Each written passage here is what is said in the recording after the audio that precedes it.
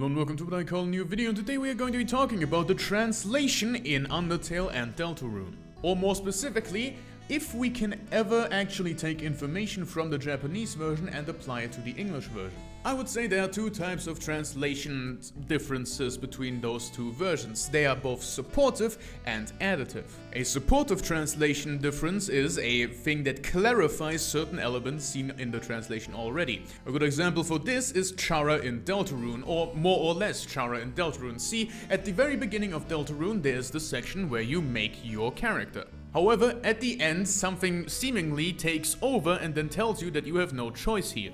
In the English version, that is a capitalization difference. In the Japanese version, that capitalization difference also is a different kanji altogether. It goes from one to the one that Chara used at the end of the genocide run, which leads people to believe that Chara is in Deltarune. Now, it doesn't actually have to be Chara. For all we know, a single person could just have multiple ways of talking. Perhaps one that is heavily influenced or heavily, draws from the Chara one. It's maybe just supposed to draw a parallel, but because of the Japanese translation, we now know that there is something there. We don't know exactly what is there, but we know that something is in fact there. Half-Bred Chaos actually made a good video about this specifically. So if you want to know more about this, you can go ahead and check them out. And then there's the additive ones, which add story elements that have not been seen in the original. And yes, English is the original. And to explain what two scientists means, I gotta bring up a comment. See, this comment right here says that in the Japanese version it is heavily implied that there's two separate people that wrote the True Lab entry. And I don't speak Japanese, so I literally couldn't tell you. And since this whole debacle started over, getting second-hand information, I don't feel like I should be getting second-hand information. So instead of confirming whether or not this is true, we're gonna go ahead and do something else entirely. We are going to assume that whatever they said is true and put it into the additive category. They add story that was not seen in the original. Because yes, in the original it is very obviously Alphys. A lot of people have made the argument that because half of the things are written in proper capitalization, whilst the other half is written in all lowercase, there's a difference there, but no, there just isn't. It's all Alphys. Now here's where we come to the conundrum. Should we take an additive translation that adds to the story, even though it wasn't in the original, even into account? Well, it depends on what it adds, naturally. See, normally translations are done entirely away from the creator. However, in Undertale and Deltarune, translation has been supported and thoroughly, managed by Toby Fox. So the question mark is a little bit bigger in here.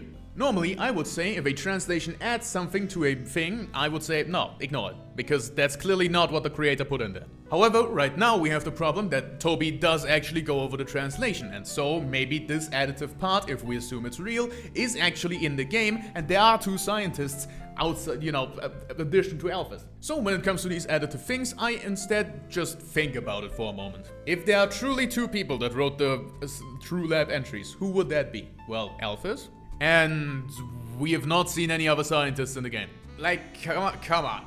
Like, who else? And if you're about to say Gaster, no, absolutely not. If you're saying that entry 17 was written by Gaster, and so every entry before 17 must have been written by Gaster too, no, because entry 17 is also one that Alphys has. You just can't find it in the game, but it's entirely written in the code, so bah. See, the thing about the determination experiments that are lined out in the True Lab entries is that they are fucking stupid from a scientific perspective. No scientist would do that. The point is that Alphys fucking sucks at her job because she got it by scamming Asgore, because she didn't even make a good robot, she put a ghost in a shell.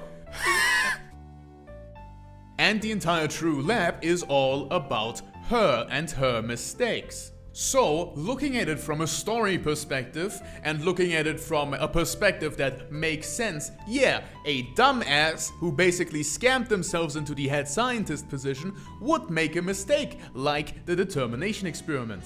A former royal scientist who was so good that Asgore took a while to replace him would not make that mistake. So it can't be Gaster. So who the fuck is the next one? Like, what?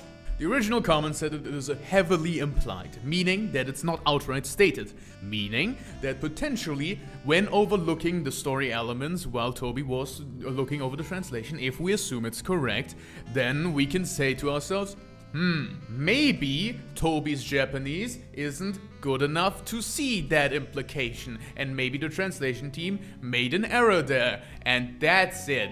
So basically, when looking at supportive translation, differences, then we can go ahead and take them for what they are. If they support something that is already existent in the English version, then we can actually use them. If they are additive, it is entirely dependent on the change. And the two scientists theory doesn't make any fucking sense. We also must remind ourselves that the English version is the first one. Let's be honest here.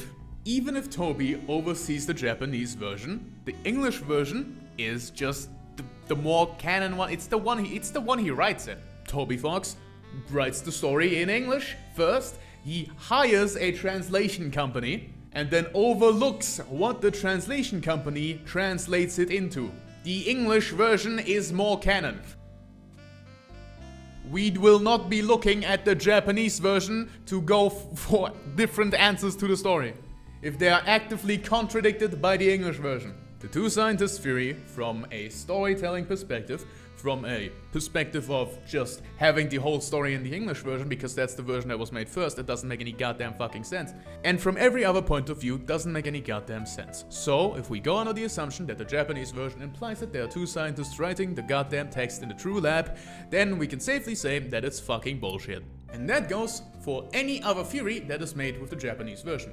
Another, supportive one I would like to add is, by the way, the Xbox controller disconnecting message. See, if you could disconnect your controller in the true lab, you get a wall of text basically saying no head connected, no teeth connected, or whatever the goddamn hell. However, the Japanese characters were a little smaller, so we can see an extra line. That is supportive. That is literally what we can use the translation for. To add to the story, however, we simply cannot. Also, if you want to see a more in-depth explanation on the determination experiments and why they are fucking stupid and meant to be fucking stupid, I can go ahead and make a video on that as well. Jesus Christ, my throat decided to not work. Oh, damn. But for that, you would have to get a comment saying that to 10 likes, I don't know. Because I feel like most people understand that the determination experiments and Alphys as a character is supposed to be stupid. I mean, it quite literally causes every single problem in Undertale, outside of the war itself. That was Chara. The entirety of Undertale's problems is literally two idiots. That's crazy. Nevertheless, with that, my fit goes absolutely goddamn hard. Cue the clown.